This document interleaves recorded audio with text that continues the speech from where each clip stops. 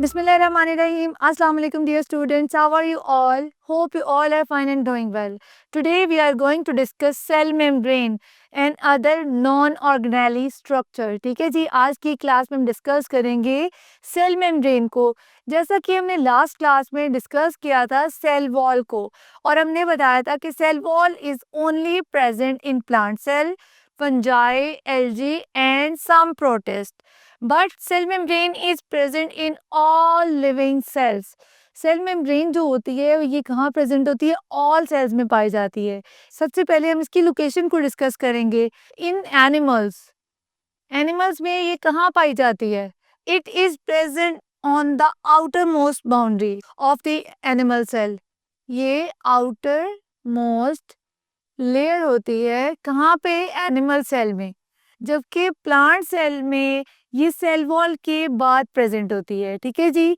अब इसकी प्रेजेंस की, जैसे कि मैंने पहले आपको बता दिया, it is present in all cells. ये तमाम सेल्स में प्रेजेंट होती है। जबकि इसका और सेल वॉल का ये डिफरेंस है, जो सेल वॉल होती है वो प्लांट्स में प्रेजेंट होती है जबकि एनिमल्स में वो प्रेजेंट नहीं होती। जबकि जो सेल मेम्ब्रेन होती है it is present in all cells. ठीक है जी। अब ये होती कैसी है? ये थिन और इलास्टिक होती है। कैसी होती है? ये पतली होती है, थिन होती है, और इलास्टिक मतलब ये फ्लेक्सिबल होती है। ठीक है जी। अपने टेक्सचर में ये बहुत थिन और इलास्टिक होती है। अब आ जाते हैं इसके फंक्शन पे। जो सेल मेम्ब्रेन होती है it act as partially permeable membrane और it act as selectively permeable membrane. इसको हम जो है वो सिलेक्टिवली परमिएबल मेम्ब्रेन भी कहते हैं, सेमी परमिएबल मेम्ब्रेन भी कहते हैं, या फिर पार्शली परमिएबल मेम्ब्रेन भी कहते हैं। अब इन सारी चीज़ों का क्या मतलब है? सिलेक्टिवली मीन ये सिलेक्ट करती है कुछ चीज़ों को। ठीक है। Permeable mean it allows something to pass through it, while ये कुछ चीज़ों को अपने अंदर से जो पास करने से रोक देती है। ठीक है जी। सिलेक्टिवली मीन कुछ चीज़ों को। इसी तरह से semi permeable, semi mean, permeable mean गुजरने देना, सेमी मीन कुछ को, आधी चीज़ों को ये गुजरने देती है जबकि कुछ चीज़ों को ये रोक लेती है। इसी तरह पार्शली का भी यही मतलब है कि तमाम चीज़ों को गुजरने नहीं देती जबकि कुछ चीज़ों को गुजरने देगी, कुछ चीज़ों को वो रोक लेगी। ये तमाम चीज़ों को अपने अंदर से गुजरने नहीं देती। अब आ जाते हैं इसकी कंपोजिशन पे। ये किन चीज़ों से मिलकर बनी होती है? It is composed of lipids, proteins and small quantities of carbohydrates. Lipids जो होते हैं ना वो ज़्यादा क्वांटिटी में होती हैं, कुछ प्रोटीन्स होती हैं, and very small quantity of carbohydrates are also present in the cell membrane. ठीक है जी। अब आ जाते हैं इसके स्ट्रक्चर को। तो साइंटिस्ट ने इसके स्ट्रक्चर को डिस्क्राइब किया as a fluid mosaic model. अब इस मॉडल को आपने बहुत अच्छे तरीके से अंडरस्टैंड करना है because it is very very very important. It can be ask in short question as well in the long question. ये शॉर्ट क्वेश्चन में भी पूछा जा सकता है और ये लॉन्ग क्वेश्चन में भी पूछा जा सकता है। अब फ्लूइड मोज़ेक मॉडल जो है ये क्या है? फ्लूइड का मतलब जैसे फ्लूइडिटी प्रोवाइड करना, मोज़ेक मीन मूवमेंट। ठीक है जी। मॉडल जो होता है वो किसी भी चीज़ को जो है आप एक शेप देते हैं या एक ख़ास शक्ल देते हैं तो उसको हम कहते हैं मॉडल। तो अभी हम डिस्क्राइब करेंगे फ्लूइड मोज़ेक मॉडल को। सबसे पहले हम बात करेंगे लिपिड्स की। लिपिड्स जो होते हैं वो प्रेजेंट होते हैं एज अ बाइलेयर। अब लिपिड की शेप जो होती है वो इस तरह से होती है। ठीक है जी। लिपिड के दो पोर्शन होते हैं, एक ये वाला और एक ये वाला। ये हाइड्रोफोबिक होता है, ये हाइड्रोफिलिक होता है। मतलब एक जो होता है वो वाटर सॉल्युबल सब्सटेंसेस को गुजरने देता है जबकि दूसरा जो है वो नहीं पास करने देता। ठीक है जी। ये सारे के सारे हम लिपिड्स ड्रॉ करते हैं। अब ये लिपिड बाइलेयर है, मतलब एक लेयर ऊपर है और एक लेयर नीचे। बाइलेयर का मतलब होता है टू लेयर्स है लिपिड्स की। आपने इस मॉडल को अंडरस्टैंड करना है। अगर आपको ये क्वेश्चन आता है तो आपने इस डायग्राम को ड्रॉ लाजमी करना है। ठीक है जी। और इसी तरह से एक लिपिड की जो लेयर है वो यहाँ पे होती है। अब ये तो हो गया लिपिड बाइलेयर। अब दूसरी बात क्या है? इन विच प्रोटीन्स आर एम्बेडेड। अब प्रोटीन्स कहाँ पे प्रेजेंट है? प्रोटीन्स जो हैं वो यहाँ प्रेजेंट है। ये प्रोटीन है, ये प्रोटीन है। ठीक है जी। बिल्कुल ऐसे यहाँ पे प्रोटीन्स है। प्रोटीन्स एम्बेडेड, एम्बेडेड का मतलब होता है धुंसे हुए होना। ठीक है, किसी चीज़ के अंदर जो है आप फिक्स हो जाओ तो उसको कहते हैं एम्बेडेड। अब ये जो है ये भी प्रोटीन्स है, ठीक है जी। अब ये सारी की सारी जो प्रोटीन्स हैं ये लिपिड बाइलेयर में एम्बेडेड हुई हुई हैं, धुंसी हुई हैं। अब आ जाते हैं तीसरी बात पे। तीसरी बात ये थी there is small quantity of carbohydrates. अब ये कार्बोहाइड्रेट्स जो होते हैं वो कहाँ पे प्रेजेंट होते हैं? या तो ये प्रोटीन्स के साथ अटैच होते हैं या फिर ये लिपिड्स के साथ अटैच होते हैं। इनकी बहुत छोटी क्वांटिटी प्रेजेंट होती है फ्लूइड मोज़ेक मॉडल में।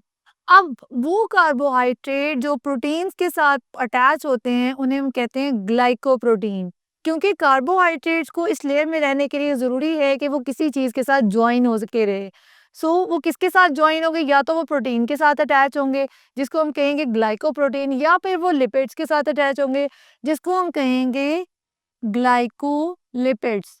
अब फ्लूइड मोज़ेक मॉडल की जो दूसरी बात है वो ये है, ये फ्लूइडिटी प्रोवाइड करता है, ठीक है, ये मूव करता है। ये प्रोटीन जो है ये इसके आर पार मूव कर सकते हैं। इसकी मूवमेंट की वजह से इसकी जो शेप है वो भी चेंज होती रहती है because this model provide the fluidity, ठीक है जी, और इसको मूवमेंट प्रोवाइड करता है जिसकी वजह से इसकी मूवमेंट चेंज होती रहती है। अब फ्लूइड मोज़ेक मॉडल में हमने क्या क्या पढ़ा? There is a lipid bilayer in which proteins are embedded and they act as mosaic. ठीक है जी, मतलब ये मूव कर सकते हैं, proteins can move across the membrane, ठीक है जी। अब सिलेक्टिवली परमिएबल जो हमने पढ़ा था कि ये जो प्रोटीन्स हैं इनको अपने आर पार मूव करने देगी, जो कि सारी चीज़ों को, जैसे कि कुछ आयंस होते हैं और बहुत सारी चीज़ें और भी होती हैं सेल के अंदर, उन सारी चीज़ों को ये अलाउ नहीं करती कि ये अपने अंदर से पास कर सकें। अब कुछ यूकेरियोटिक सेल जो होते हैं, only in eukaryotes there is a small quantity of cholesterol is also present in this layer, ठीक है जी, वो यहाँ हो सकते हैं। अब जैसे कि हमने इस मेम्ब्रेन के स्ट्रक्चर को स्टडी कर लिया, हमने देखा कि इसका स्ट्रक्चर होता कैसा है। लिपिड्स होते हैं जो बाइलेयर की फॉर्म होते हैं, बाइलेयर मीन टू लेयर्स, ठीक है जी, एक लेयर और दो लेयर, ये दो लेयर्स होती है लिपिड्स की, ठीक है जी। इसमें प्रोटीन्स एम्बेडेड होती हैं, ये भी प्रोटीन है। कुछ जो है वो स्मॉल क्वांटिटी कार्बोहाइड्रेट्स की भी प्रेजेंट होती है, ठीक है जी। अब हमने फ्लूइड मोज़ेक मॉडल को तो डिस्कस कर लिया। अब हम बात करेंगे जो सेल मेम्ब्रेन होती है वो कहाँ-कहाँ पे होती है। इसकी कंपोज़िशन होती है जो रिज़ेम्बल करती है बहुत सारी जो सेल के अंदर ऑर्गेनेलीज़ होती हैं, वो भी तो मेम्ब्रेन बाउंड होती हैं, ठीक है जी। उनके ऊपर भी मेम्ब्रेन होती है, जैसे जो आपका न्यूक्लियस होता है उसके ऊपर भी मेम्ब्रेन होती है। आपका जो एंडोप्लाज़्मिक रेटिकुलम है, जो लाइसोसोम है, जो आपके राइबोसोम्स हैं, वो सारे के सारे मेम्ब्रेन बाउंड ऑर्गेनेलीज होते हैं। और साइंटिस्ट ये कहते हैं कि जो सेल मेम्ब्रेन की कंपोजिशन है ये रिजेंबल करती है उन तमाम ऑर्गेनेलीज की मेम्ब्रेन के साथ, ठीक है जी। जैसे कि एंडोप्लाज्मिक रेटिकुलम के ऊपर में ऑर्गेनेली है, माइटोकॉन्ड्रिया के ऊपर मेम्ब्रेन होती है, जैसे कि लाइसोसोम के ऊपर मेम्ब्रेन होती है, राइबोसोम्स के ऊपर मेम्ब्रेन होती है, न्यूक्लियस के ऊपर मेम्ब्रेन होती है, ठीक है जी। यूकेरियोटिक सेल में ये तमाम ऑर्गेनेलीज होती हैं जिनके ऊपर मेम्ब्रेन होती है और ये मेम्ब्रेन रिजेंबल करती है सेल मेम्ब्रेन की कंपोजिशन से। सेल मेम्ब्रेन की कंपोजिशन क्या थी? Lipids, protein, small quantity of carbohydrates. So I hope आज का लेसन आपने अंडरस्टैंड किया होगा। आज की लेसन में हमने डिस्कस किया सेल मेम्ब्रेन को। सेल मेम्ब्रेन में हमने क्या देखा कि इसकी कंपोजिशन ये दिखने में कैसी होती है, थिन और इलास्टिक होती है, ठीक है जी। इसकी ये कहाँ प्रेजेंट होती है? ये तमाम एनिमल सेल में प्रेजेंट होती है, जबकि और आउटर मोस्ट बाउंड्री होती है एनिमल्स के अंदर, ठीक है जी। जबकि प्लांट सेल में ये आफ्टर सेल वॉल मतलब सेल वॉल के नीचे पाई जाती है और तमाम सेल में मौजूद होती है सेल मेम्ब्रेन, ठीक है जी।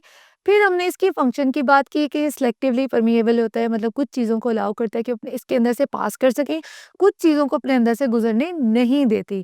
उसके बाद इसके स्ट्रक्चर को डिस्कस किया जिसपे हमने फ्लूइड मोज़ेक मॉडल को डिटेल में डिस्कस किया। आई होप आज का लेसन आपको समझ आया होगा। मज़ीद अंडरस्टैंडिंग के लिए इस लेसन को रिवाइज़ कीजिए, इसको रिकॉल कीजिए, मेमोराइज़ कीजिए। मैं मिलूँगी अपनी नेक्स्ट क्लास में एक नए लेसन के साथ। तब तक के लिए अल्लाह हाफ़िज़।